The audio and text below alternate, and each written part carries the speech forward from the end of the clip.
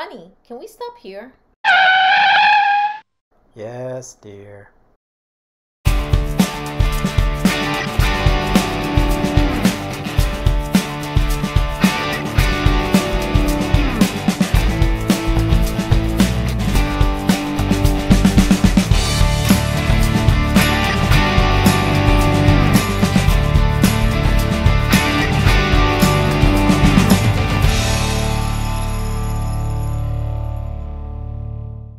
Welcome to Seneca Falls, New York, the site of the first convention for women's rights.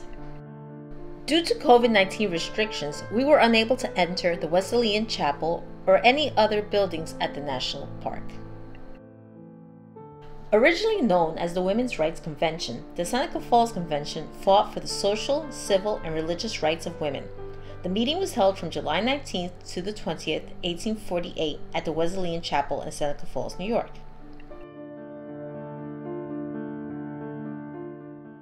The Declaration of Sentiments was the Seneca Falls Convention's manifesto that describes women's grievances and demands. Written primarily by Elizabeth Cady Stanton, it called on women to fight for the constitutionally guaranteed right to equality as U.S. citizens.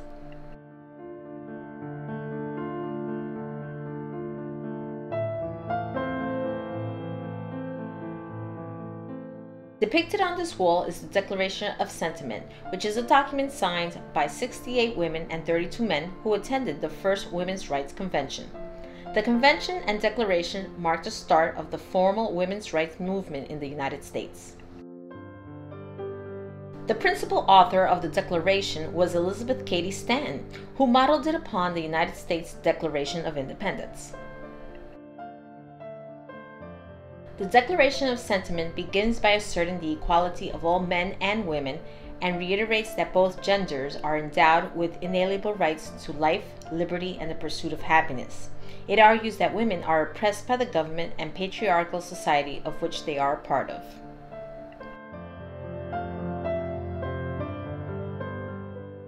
The following are some of the sentiments listed in the Declaration.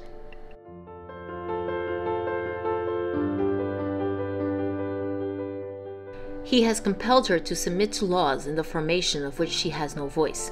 He has withheld from her rights which are given to the most ignorant and degraded men, both native and foreigners.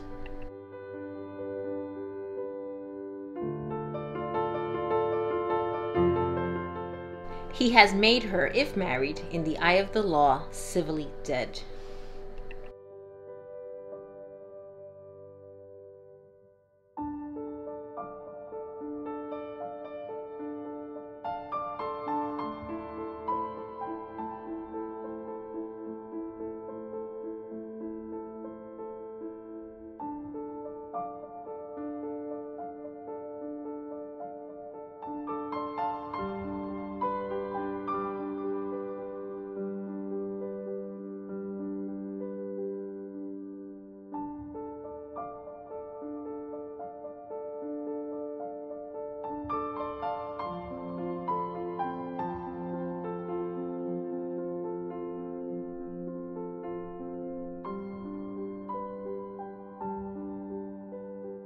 And here we have the Visitor Center, which is down the block from the Wesleyan Chapel and adjacent to the grounds of the National Park. It too was closed due to COVID-19.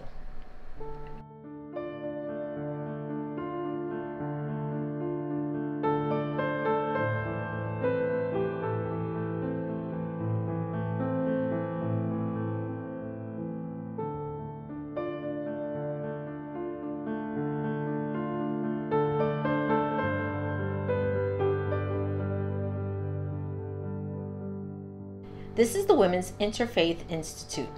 The structure, built in 1871, 23 years after the first convention, was established to commemorate the first Women's Rights Convention and to preserve the Wesleyan Chapel where the gathering was held.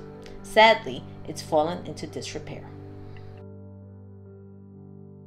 This 1998 statue depicts the first meeting of feminist activist Susan B. Anthony and Elizabeth Cady Stanton.